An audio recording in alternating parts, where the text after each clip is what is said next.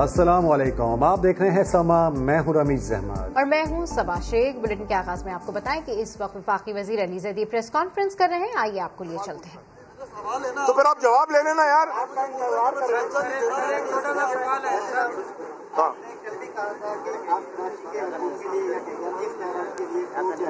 मैंने अभी कहा, दोबारा कहा है। बल्दियाती अदारे मौजूद किए हुए हैं और कोई बल्दियाती इलेक्शन वगैरह नहीं हो रहे, वहाँ कहीं नहीं कर रहे। और अभी आपने कहा कि जिन्हें मोटरसाइकिल चलाना नहीं आती थी वो रॉकेट में जा रहे हैं। इसी तरीके से पीटीआई की हिमायतें वगैरह किसी किसी कौन सा मुंतखब नहीं हुए थे कि 18 के इलेक्शन से पहले, ये कैसे मुझे सवाल करते हैं? अच्छा, बहुत जबरदस्त सवाल आपने किया। मैं बात कर रहा था, नाम लेके कह दूं, बिलावल जरदारी की, जिसने जिंदगी में एक दिन काम नहीं किया, 5 मिनट कहीं दफ्तर में बैठ के काम नहीं किया, फोटो जरूर खिंचवाई है, काम नहीं किया। इनकम स्टेटमेंट, बैलेंस शीट उसको पढ़नी नहीं आती, सिर्फ एसेट डिक्लेयर करता है 1.5 अरब रुपए के, और उस 1.5 अरब में सारे बाहर हैं और सारे इनहेरिटेड हैं, माने विरसे में मिले। वो भाई को पूछ चले, विरसे में मैं इतने साल बाहर रहा, मुझे तो कोई विरसे में नहीं बांटता रहा, तुम्हें विरसे में कितने दे दिए इतने पैसे, विरसे में मिले। मैं भाई के सवाल का जवाब जरूर देना चाहूंगा, छोटा भाई है, जरूर देना चाहूंगा। हमेशा सवाल पूछता है और वही सवाल जवाब रिपीट करवाते हैं, मुझे फर्क नहीं पड़ता, मैं रिपीट कर दूंगा। मैं दोबारा आपको देख के जवाब दे रहा हूँ। हमने औरंगी नाला, गुज्जर नाला, महमूदाबाद नाला और इनमें से 2 नाले जो गिरते हैं लियारी नदी में, औरंगी और गुज्जर, वो, और लियारी नदी में से कचरा उठाया, बारिश पड़ी, पानी बह गया, कराची नहीं डूबा। पहली बारिश में सादी टाउन डूबा था, दूसरी बारिश में सादी टाउन जो हमेशा डूबता है वो भी नहीं डूबा। चुंदरीगढ़ रोड जो हमेशा गिर जाती है क्योंकि पीछे रेलवे नाला कभी साफ नहीं हुआ था, उसमें मोटरसाइकिल की पार्किंग होती थी, इतना पक्का हो गया था, कॉम्पैक्ट हो गया था कचरा, वो साफ कराया, वहां भी नहीं डूबा और पानी बह गया।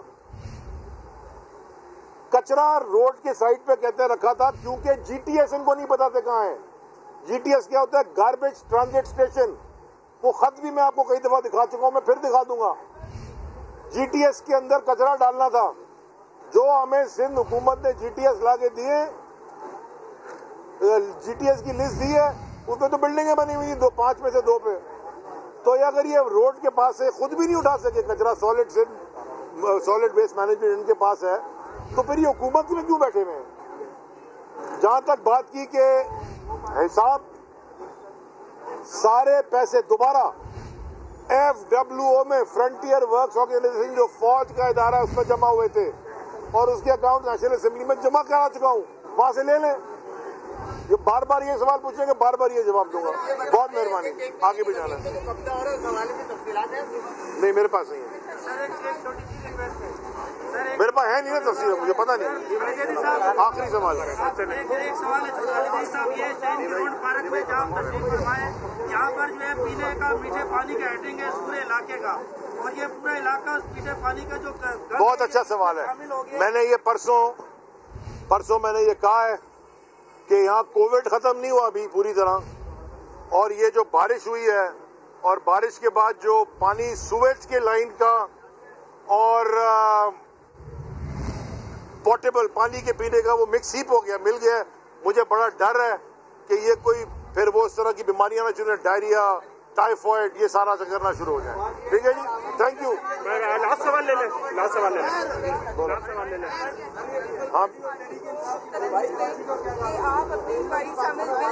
हाँ, आवाज नहीं आ रही मुझे। ये बात है तो ये जाके करें कि माड़ी में गैस लीकेज होती है, अभी तक आपकी जो इंक्वायरी रिपोर्ट है वो सामने नहीं आती। 14 से 22 लोग जाबाहक हो जाते हैं, इंक्वायरी रिपोर्ट का है, क्योंकि सेंट्रल गवर्नमेंट ने तो कहा नहीं सोयाबीन की वजह से। मैं जवाब, बहुत वेरी गुड, याद दिला दिया आपने, फिर मैं तो बता दूं। नंबर 1, वो पोर्ट के अंदर नहीं हुआ था, पोर्ट के बाहर हुआ था। और समझ लें एक कि जो ये पार्क है ना, ये जहाज है, समझे, यहाँ जहाज खड़ा हुआ है, पानी तो उतना ही है, समंदर जितना जमा हो गया, यहाँ जहाज खड़ा हुआ है। और वो हुआ था, अगर नाक की सीट में जाए एज ए क्रो फ्लाइज जो कहते हैं, 1.5 किलोमीटर दूर, ठीक हो गया। उस 1.5 किलोमीटर में कितने लोग रहते हैं बीच में?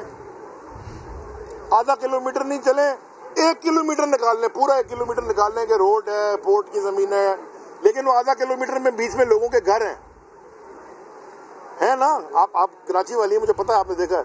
वो जो आधा किलोमीटर के लोगों के घर है, उस घरों में कुछ नहीं हो रहा, वो एक गली है उधर हो रहा है। तो ये कौन सी वाली सोयाबीन थी जो सीरी उस गली में जाकर अटैक कर गई? अच्छा मैं बता, let me explain then I will answer your question. उसके बाद जनाब अगले दिन क्या होता है, उधर से पीएनएससी की बिल्डिंग तकरीबन 2 किलोमीटर दूर है और जो कस्टम हाउस है वो 3 किलोमीटर दूर है। बीच में केपीटी की बिल्डिंग आती है, तो केपीटी की बिल्डिंग में कुछ नहीं हुआ, पीएनएससी की बिल्डिंग में कुछ नहीं हुआ, कस्टम हाउस के बेसमेंट में हो गया, छत पे नहीं हो रहा, बेसमेंट में हो गया। मैंने पहले दिन से कहा था। अच्छा, अब जो रिपोर्ट्स आई हैं सारी रिपोर्टें इनकंक्लूसिव हैं। उन्होंने बगैर सोचे समझे अपनी जान छुड़ाने के लिए सोयाबीन पर डाल दिया। मैं एक्सेप्ट करके बोल रहा जी सोयाबीन हो गया, खत्म हो गई। मैंने तो ये नहीं किया, बिकॉज रिपोर्ट्स पर इनकंक्लूसिव, माने कोई भी कंक्लूसिव रिपोर्ट नहीं है। शशमजीत गवाह कत्ल का नहीं है, सब सर्कमस्टेंशियल एविडेंस है लीगल लैंग्वेज में। जो कॉमन सेंस समझ आती है, जो दुनिया में और जगह होता रहा है और न्यूयॉर्क जैसे शहर में भी हुआ है, वो है हाइड्रोजन सल्फाइड H2S। जहां पे लैंडफिल होता है ना, ये जो जगह है ना, ये नीचे कचरा भी था, पानी सीप भी हो गया। अगर ये लैंडफिल पे होता है तो नीचे गैसेस कंजम्पशन हो रहा होता है और वो हवा से भारी गैसेस होती हैं, इट्स हेवियर देन एयर। तो वो जब निकलती है, लीक होती है कहीं से, नीचे से कोई भी ओपनिंग से कंबशन होकर, तो वो नीचे रहती है। अगर हवा चल जाए तो बह जाती है, माने उड़ जाती है, अगर डाइल्यूट हो जाती है। और हवा ना चले वो स्टेबल। 2-3 दिन शदीद ह्यूमिडिटी थी, कोई हवा नहीं थी पोर्ट पे भी। और वो गैस मेरी नजर में, मैंने ये टीवी के ऊपर भी कहा है कि क्योंकि मैं अगर एग्जांपल्स आप सोयाबीन के देते हैं तो मैं फिर आपको ये दुनिया भर के देता हूँ। अमेरिका जैसे मुल्क में भी जहाँ के गटर नहीं उबलते, स्ट्रक्चर्ड एनवायरनमेंट है, वहां पे भी लैंडफिल हुआ है। और जो कचरे से ज्यादा लैंडफिल किया गया, याद रखें जंगल शाह का इलाका कचरे से लैंडफिल करके ऊपर मिट्टी डाल के कॉम्पैक्ट कर दिया था, तो और नीचे गटर लाइनें बिछा दी थी। सो देयरफॉर ये कंबशन मेरी नजर में ये हुआ है, क्योंकि मैंने कई जगह दुनिया में और इसके बारे में पढ़ा है, लेकिन कोई भी रिपोर्ट इनकंक्लूसिव रिपोर्ट कोई नहीं थी। और पोर्ट में होता ना तो फिर केपीटी जिम्मेदार होती, पोर्ट से 1.5 किलोमीटर बाहर हुआ। Thank you. आपको बताएं कि इस वक्त वफाकी वजीर अली जैदी प्रेस कॉन्फ्रेंस कर रहे हैं, जिसमें उनका ये कहना है कि क्या सिर्फ ग्रीन लाइन के तरफ पानी जमा हुआ, गुलिस्तान जौहर में भी पानी जमा हुआ, वहां तो कोई ग्रीन लाइन है। मुराद अली शाह सबसे पहले ओमनी ग्रुप की GIT का जवाब दें, सारे पैसे FW में जमा करा दिए थे। यहाँ अभी कोविड खत्म नहीं हुआ है और अब ये भी डर है कि बारिश का पानी जो है वो सीवरेज लाइन के पानी के साथ मिलकर नुकसान पैदा कर सकता है। उन्होंने कहा कि इनको तो ये भी नहीं पता कि GTS क्या होता है। वज़ीर आला सिंध ने नाले ओवरफ्लो होने का सारा मलबा ग्रीन लाइन मंसूबे पर डाल दिया। नागन चुरंगी और अतराफ का इलाका ग्रीन लाइन की वजह से डूबा। मंसूबे की फिजिबिलिटी रिपोर्ट शेयर न करने का शिकवा भी कर दिया। कोर कमांडर कराची ने तजवीज दी कि सीवरेज सिस्टम को जदीद निजाम से खोलना होगा। इस हवाले से देखिए संजय साधवानी की रिपोर्ट। कराची डूब गया, मगर कोई जिम्मेदार शर्म से डूबने को बिल्कुल तैयार नहीं। वजीर आला सिंध के जेर सदारत इजलास की अंदरूनी कहानी सामने आ गई। मुराद अली शाह ने 2 टोक कह दिया कि नागन चुरंगी और अतराफ का इलाका ग्रीन लाइन प्रोजेक्ट की वजह से डूबा। वफाक ने सूबाई हुकूमत से पूछा, न मंसूबे की फिजिबिलिटी रिपोर्ट शेयर की। मंसूबा पूरा करने के लिए कई जगहों पर नाला बंद कर दिया गया। गुजर नाला, लियाकताबाद और शेरशाह सूरी रोड पर ग्रीन लाइन की वजह से ही मसला पैदा हुआ। वजीर आला ने ग्रीन लाइन मंसूबे के डिजाइन को ही डिफेक्टेड करार दे दिया। इजलास में कोर कमांडर कराची और चेयरमैन NDMA भी शरीक थे। Core commander lieutenant general Humayun Aziz ने कहा कि सीवरेज सिस्टम को जदीद सिस्टम से ओपन करना होगा। इस काम में FWO भी सिंध हुकूमत के साथ काम कर सकती है। मुराद अली शाह ने कहा, सीवरेज सिस्टम को बरसाती पानी के सिस्टम से अलग करना होगा। इस काम को S3 मंसूबे का हिस्सा बना रहे हैं। चीफ सेक्रेटरी सिंध ने गुलिस्तान जौहर समेत दीगर इलाकों में नालों पर तजावुजात खत्म करने पर जोर दिया। वफाकी वजीर अली जैदी कहते हैं कि बिलावल भुट्टो जरदारी को सियासत और इंतजामी मामलात का कुछ पता नहीं। उन्होंने जिंदगी में कभी कोई काम नहीं किया। बिलावल असेंबली में बच्चों की तरह तकरीर करते हैं। मोटरसाइकिल चलानी आती नहीं और रॉकेट पर बैठ गए हैं। कराची में प्रेस कॉन्फ्रेंस करते हुए उन्होंने मजीद क्या कहा, आइए सुनते हैं। बच्चों की तरह असेंबली में खड़े होकर रोता रहता है जैसे किसी ने बकरी चोरी कर ली उसकी। कोई पता नहीं सियासत का, इसको कोई पता नहीं एडमिनिस्ट्रेशन क्या होती है। जिंदगी में एक दिन काम नहीं किया, कोई आस्तीन चला के कभी दफ्तर में नहीं बैठा, कोई काम नहीं किया, कोई कंपनी नहीं चलाई, कोई नौकरी नहीं की। वो दफ्तर भी कोई है कि नहीं है ये भी नहीं पता कि दफ्तर कहाँ है। वो जरदारी इनकॉर्पोरेटेड का दफ्तर होगा ना कोई, हाँ ओमनी ग्रुप का दफ्तर हमें पता है, लेकिन वहां भी जाके काम नहीं किया इसने। देखा कि ओमनी ग्रुप के दफ्तर में, ऑफिस बिल्डिंग में इनका दफ्तर हो साहब का, कि वहां बैठ के कोई फाइलें वाले देखी हो। माने मोटरसाइकिल चला रही आती नहीं है, रॉकेट में जाके बैठ गए कि मैं रॉकेट उड़ा लूंगा।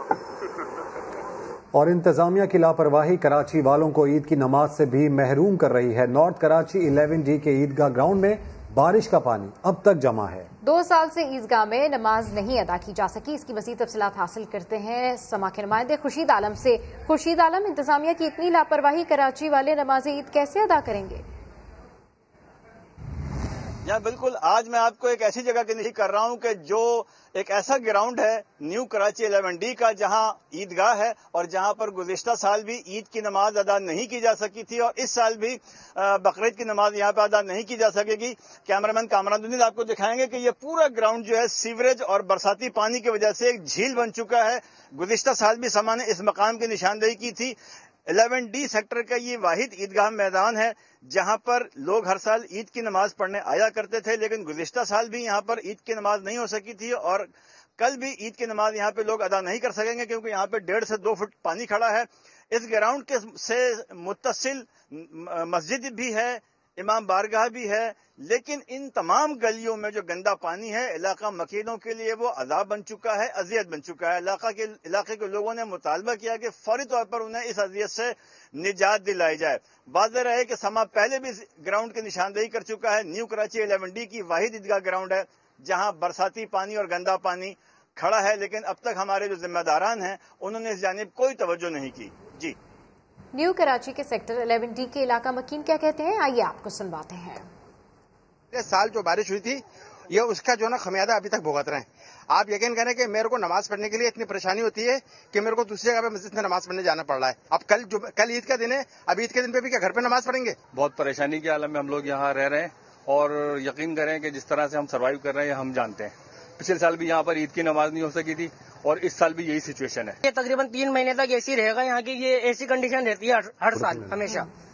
और अब बात करेंगे ईद उल अज़हा की। कल बड़ी ईद है। जिसने कुर्बानी का जानवर ले लिया वो सुकून में है और जिसको अभी तक जानवर नहीं मिल रहा वो टेंशन में है। मवेशी मंडियों में जानवर कम है और खरीदार ज्यादा हैं। कराची और लाहौर की क्या सूरत हाल है? सलमान अहमद और जहांगीर खान हमारे साथ मौजूद होंगे। सबसे पहले सलमान, आपसे जानना चाहेंगे कि फाइनल काउंटडाउन का आगाज हो चुका है, यकीनी तौर पर जानवर काफी कम रह गए जैसे इससे पहले भी आप हमें बता रहे थे, क्या सूरत हाल है इस वक्त की? रमीज कहते हैं ना कि हो गई शाम और गिर गए दाम। अगर ये सोच रखकर खरीदार आखिरी दिन का इंतखाब करके मवेशी मंडी का रुख कर रहे हैं, जो कि सुपर हाईवे की मवेशी मंडी है, तो वो गलत कर रहे हैं, क्योंकि आज बिल्कुल इसके बरक्स हो रहा है और जानवर बहुत कम है, खरीदार बहुत ज्यादा हैं। एक एक जानवर पर 3-3, 4-4 खरीदार जो है वो मौजूद हैं, जो कि व्यापारियों से जो है वो आवभगत कर रहे हैं। लेकिन व्यापारी हैं कि वो जानवर कम रह गए हैं, जिसकी वजह से व्यापारियों जो है वो मनमानी कीमतें वसूल कर रहे हैं। यहाँ तक कि अगर कहा जाए कि 1000 एकड़ रकबे पर जो मोहित ये सुपर हाईवे की मवेशी मंडी है, यहाँ पर 2.5 लाख कुर्बानी के जानवर लाए गए थे। तकरीबन सिर्फ और सिर्फ 90% तो फरोख्त हो चुके हैं, 10% सिर्फ जानवर मौजूद हैं। वो भी जो है वो जो सेहतमंद जानवर हैं वो सारा फरोख्त हो चुका है। और जो जानवर मौजूद हैं, जो 1 लाख का जानवर मिल रहा था, वो अब 1.5 से 1.25-2 लाख का कीमत जो है वो व्यापारी जो है वो खरीदारों से मांग रहे हैं। अगर किसी को 1 लाख का जानवर खरीदना है तो वो 1.5 से 2 लाख रुपए अपनी पॉकेट में रख के लाए तो ही वो यकीनन यहाँ से कुर्बानी के जानवर खरीद सकेगा। खरीदार इंतहाई मायूस है, लेकिन जो व्यापारी हैं वो इंतहाई खुश नजर आ रहे हैं पिछले साल की बरक्स, क्योंकि पिछले साल जब बरसात हुई थी तो मंडी गिर गई थी और जो जानवर 1 लाख का मिल रहा था वो लोग 70,000 और 75,000 का खरीद के आसानी ले जा रहे थे। लेकिन इसके बरक्स इस दफा जो बरसात हुई है उसकी वजह से व्यापारियों के सर पर कोई असर नहीं पड़ा और ना ही कुर्बानी के जो जानवर यहाँ पर मौजूद हैं उनकी सेहत पर कोई असर पड़ा। यहाँ पर व्यापारियों ने मनमाने दाम वसूल कर रहे हैं और बरसात का कोई फायदा नहीं हुआ खरीदारों को और आखिरी दिन का भी जो कहा जाता है कोई फायदा नहीं हुआ। काउंटडाउन शुरू हो चुका है, सिर्फ चंद घंटे बाकी हैं और मुकाबला के वक्त कम है और मुकाबला सख्त है। कल जो है सुन्नत इब्राहिमी की अदायगी जो करने वाले लोग हैं वो या तो सुपर हाईवे की मवेशी मंडी का रुख कर रहे हैं, अगर यहाँ से उनको नाकामी का मुंह देखना पड़ रहा है तो वो मलीर की मंडी का रुख कर रहे हैं कि शायद उन्हें वहाँ पर पसंदीदा जानवर और मुनासिब कीमत मिल जाए। लेकिन व्यापारी हैं वो सस्ता जानवर बेचने के लिए किसी भी तौर पर तैयार नहीं है। आप स्क्रीन पर मनाजिर भी देख रहे होंगे कि मेरे अकब में भी देख रहे होंगे कि एक ट्रक मौजूद है जो कि बिल्कुल तैयार है। कई व्यापारी हमने देखे हैं जो अपना सारा कुर्बानी का जानवर फरोख्त करके यहाँ पर डबल कीमत पे दुगना मुनाफा करके यहाँ से रवानगी जो है वो कर चुके हैं अपने आबाई गाँव मुल्क के मुख्तलिफ शहरों से आए हुए थे। बिल्कुल ठीक कह रहे हैं कि खरीदार तो काफी मायूस है, लेकिन व्यापारी जो है वो काफी खुश है। मुख्तलिफ शहरों की मवेशी मंडियों में क्या सूरत हाल है, इस हवाले से हमारे नुमाइंदेगान हमें अपडेट कर रहे हैं। मुल्तान से भी हमें ज्वाइन किया है मोहसिन खालिद ने, लेकिन चलते हैं लाहौर की तरफ और जहांगीर खान से जानते हैं कि वहां पर मंडियों की क्या सूरत हाल है, किस तरीके के दाम है और कितनी कीमतें हैं कि जो कम की जा रही हैं या फिर व्यापारी अड़े हुए हैं कि नहीं हम तो अपनी मनमानी कीमत ही लेंगे। जी जहांगीर। जी, सुन्नत इब्राहिमी की अदायगी में कुछ ही घंटे बाकी रह गए हैं। वक्त मुकाबला सख्त है, खरीदारों और व्यापारियों में जोर और शोर से भाव-ताव जारी है, लेकिन गाहकों के ज्यादा होने की वजह से जानवरों की कीमतें भी आसमान से बातें करने लगी हैं। ग्राहक ज्यादा है, खरीदार ज्यादा है, इसलिए व्यापारियों के नखरे भी ज्यादा हो गए हैं। बड़े जानवर की अगर बात की जाए तो 1 लाख से कम का कोई भी बड़ा जानवर जो कि 2.5 से 3 मन जिसमें गोश्त हो वो यहाँ पर इस मंडी में उसकी कीमत डिमांड नहीं की जा रही। 1 लाख से ज़्यादा ही डिमांड की जा रही है, जबकि ग्राहक जो है जो खरीदार हैं उनका कहना है कि गुज़िश्ता साल के साथ इस साल का मुवाजना किया जाए तो गुज़िश्ता साल जो एक जानवर 70 से 80 हज़ार के दरमियान खरीदा था, आज उसकी कीमत 1,30,000 या 1.5 लाख रुपए व्यापारियों की जानिब से मांगी जा रही है। इस तरह से कि छोटे जानवर की बात की जाए तो 50,000 से कम जो छोटा जानवर है वो नहीं यहाँ पर अवेलेबल, इस पर दस्तयाब नहीं है मंडियों में। 12 मंडियां हैं लाहौर में, मवेशी मंडियां हैं, जो तमाम में सूरत हाल कुछ इसी तरह से है कि खरीदार ज्यादा है, जानवर कम है और व्यापारियों के नखरे जो है वो आसमान से बातें कर रहे हैं। मुंह मांगी कीमतें जो है वो मांगी जा रही हैं। ठीक है, जानवर छोटा हो या बड़ा, जो रेट्स हैं वो दोनों के ही ऊपर चढ़े हुए हैं। वक्त कम है और मुकाबला सख्त है। मुल्तान की मवेशी मंडी में खरीदारों का रश और भाव-ताव जारी है। मंडी में तगड़े जानवर तो मौजूद हैं, मगर कीमतें सुनकर शहरी परेशान दिखाई दे रहे हैं। अपडेट कर रहे हैं समा के नुमाइंदे मोहसिन अली। मोहसिन, बताइएगा क्या सूरत हाल है इस वक्त मंडी की? जी बिल्कुल, ईद कुर्बान आने में कुछ घंटे बाकी रह गए। मुल्तान की मवेशी मंडियां हैं जहाँ पे आला से आला नस्ल के तगड़े जानवर यहाँ पर मौजूद है। जानवर जहाँ पे जानवर मौजूद है वहाँ पर खरीदार बड़ी तादाद में पहुंच चुके हैं। गर्मी अरूज है, जो लफ्जी जंग है खरीदार और ग्राहक की वो जारी है। ग्राहक कह रहे हैं कि हमें सस्ता मिल जाए, लेकिन जो व्यापारी है वो उन्होंने मन रेट लगाए हुए हैं, जिसकी वजह से जो शहरी है वो शदीद मुश्किल से 2-4 हो चुके हैं। इस वक्त जो व्यापारी उन्होंने ग्राहक को मुतवज्जह करने के लिए मुख्तलिफ नाम दिए हुए हैं बैलों, किसी का नाम राजू है, किसी का नाम शेरा है, किसी का नाम रुस्तम है।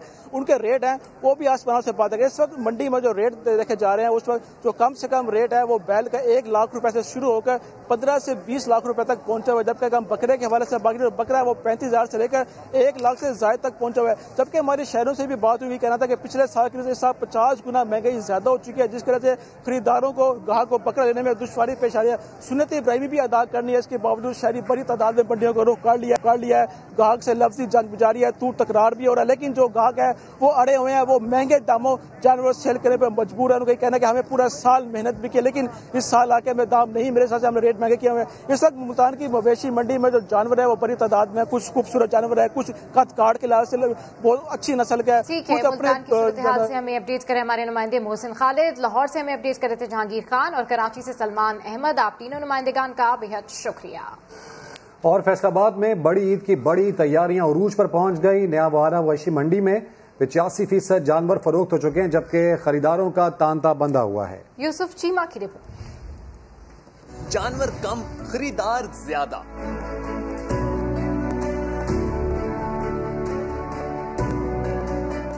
फैसलाबाद की न्यामोआना मंडी में ईद कुर्बान पर आने वाले जानवर हाथों हाथ बिकने लगे। मंडी इंतजामिया के मुताबिक शाम तक मंडी खाली हो जाएगी।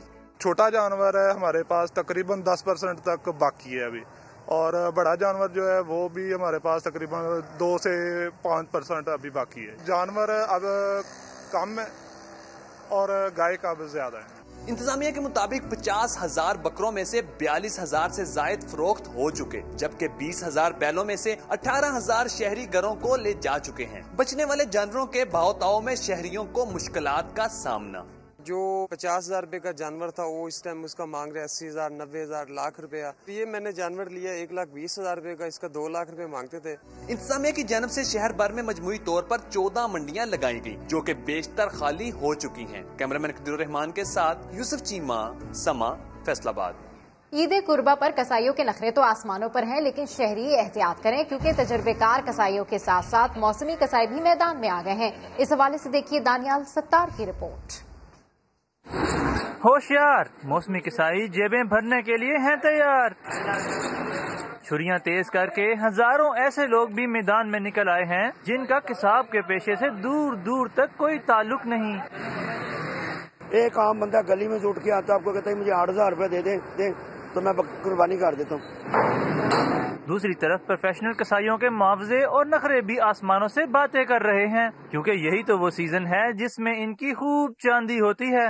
बकरे का रेट है 5,000, 4 से 5,000 पहले दिन, और दूसरा दिन का 4,000 कर लेते हैं चार्ज। और जो बैल है इसका कर लेते हैं 10 से 12,000, और जो ऊँट है इसका 20 से 25,000 कर लेते हैं। शहर के मुख्तलिफ मुकामात पर छुरियां और चाकू तेज करने के आर्जी स्टॉल्स भी लग चुके हैं, जहां किसाब अपने औजार पत्थर की सुर्ख सिल से तेज करते दिखाई देते हैं। कैमरामैन दिशान यूसुफ के साथ दानियाल सत्तार, समा, लाहौर। हुकूमत सिंध ने कराची में कुर्बानी के लिए 120 मकामात मखसूस करने का ऐलान तो कर दिया, लेकिन शहरी अपने जानवर को घर से दूर ले जाकर कुर्बान करने को तैयार नहीं। खुर्शीद आलम की रिपोर्ट। जानवर घर के सामने नहीं बल्कि मखसूस मकाम पर ही कुर्बान किए जाएंगे। सिंध हुकूमत ने ऐलान तो कर दिया, लेकिन अवाम ने ये फैसला मानने से साफ इनकार कर दिया। कहते हैं घर से दूर जानवर ज़िबा करने के बाद गोश्त तकसीम करना इंतहाई मुश्किल हो जाएगा। इसकी पॉसिबिलिटी नहीं हो सकती ना कि हम जानवर लेके जाएं, वहाँ पे जाके कटवाएं फिर लेके आएं। इससे अच्छा तो ये है कि हम घर के बाहर कटवाएं और घर में ले जाएं। गवर्नमेंट ने अगर ये काम करना है तो कम से कम हमें फैसिलिटेट तो करे, बताए तो, क्योंकि हमें अभी तक कोई ऐसी खबर नहीं मिली किसी के हवाले से। बल्दियाती नुमाइंदों ने भी सरकारी ऐलान पर अमल दरामद को नामुमकिन करार दे दिया। गवर्नमेंट ने ऐलान किया वो बिल्कुल मैं समझता हूँ समझ से बाहर है बिल्कुल, कि आवाम किस तरह से ग्राउंड लेके पहुंचेगी, वहाँ से किस तरह लेके वापस अपने घरों को जाएगी। टाइम कंजप्शन बहुत ज्यादा बढ़ जाएगा। कराची के शहरी कहते हैं हुकूमत अपना काम ही पूरी ईमानदारी से कर ले और अलाइशे बर वक्त ठिकाने लगा दे तो कुरमे दीगर बीमारियों से बचा जा सकता है। कैमरामैन कामरानुद्दीन के साथ खुर्शीद आलम, समा, कराची। मुस्लिम लीग नून के मरकजी रहनुमा एहसन इकबाल कहते हैं कि नैब के कानून पर किसी ने ब्लैकमेलिंग नहीं की। इमरान खान बताएं एनआरओ मांगा किसने है। खान अहमद न्याजी साहब को जब भी सवाल किया जाता है, उनकी कारकर्दगी पूछी जाती है, तो एक ही जवाब होता है, मैं एनआरओ नहीं दूंगा। इमरान अहमद न्याजी साहब, मैं आपसे सवाल करना चाहता हूं कि आपसे एनआरओ मांग कौन रहा है? ये नैब का इदारा पॉलिटिकल इंजीनियरिंग का इदारा है। ये मुस्लिम लीग नून नहीं कह रही, ये सुप्रीम कोर्ट ऑफ पाकिस्तान कह रही है।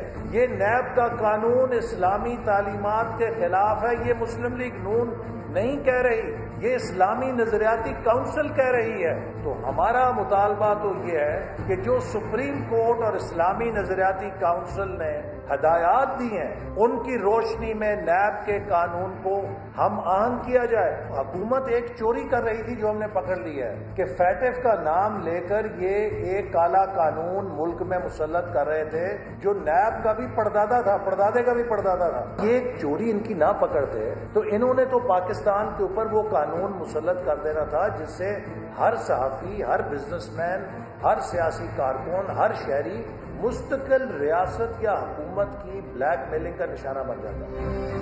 वजीर खारजा शाह महमूद कुरैशी कहते हैं चमन में कल जो कुछ हुआ वो नहीं होना चाहिए था। दफ्तर खारजा को मसला अफगानिस्तान के साथ उठाने को कहा है। जो कल हुआ है नहीं होना चाहिए था। हमने इस मसले को अफगानिस्तान के साथ टेकअप किया है, दफ्तर खारजा ने टेकअप किया है। मैंने अपने सफ़ीर को कहा है कि वहाँ टेकअप करें। मैं शुक्रगुजार हूँ जनाब हनीफ अतबर साहब का, उन्होंने नोटिस लिया है और मुझे उम्मीद है इस मसले को खुश उसलूबी से सुलझाया जाएगा। कौमी क्रिकेट टीम आज डरबी में ईद उल अज़हा मना रही है। खिलाड़ियों ने ईद की नमाज सरफराज अहमद की इमामत में अदा की। बड़ी ईद की बड़ी खुशियां, लेकिन कौमी खिलाड़ी इस ईद पर अपनों से दूर हैं। इंग्लैंड में क्रिकेटर्स ने SOPs के तहत ईद उल अज़हा मनाई। मस्जिद जाने के बजाय सरफराज अहमद की इमामत में नमाज ईद अदा की, एक दूसरे को ईद की मुबारकबाद दी और ग्रुप फोटो भी बनवाया। सरफराज अहमद ने ट्विटर पर मद्दाहों को ईद मुबारक कहा। कमेंट्री के लिए इंग्लैंड में मौजूद साबिक कप्तान वसीम अकरम का मद्दाहों को कलेजी पर हल्का हाथ रखने का मशवरा। दूसरी जानिब कोरोना टेस्ट मनफी आने पर fast bowler Haris Rauf England रवाना हो गए। कौमी टीम पहले टेस्ट के लिए कल डर्बी से मैनचेस्टर जाएगी। पहला टेस्ट 5 अगस्त से मैनचेस्टर में शुरू होगा। किसी भी खबर के लिए विजिट कीजिए हमारी वेबसाइट sama.tv। इसके अलावा आप हमें फेसबुक और ट्विटर पर भी ज्वाइन कर सकते हैं। एक ब्रेक के बाद हाजिर होंगे हेडलाइंस के साथ। देखते रहिए समा।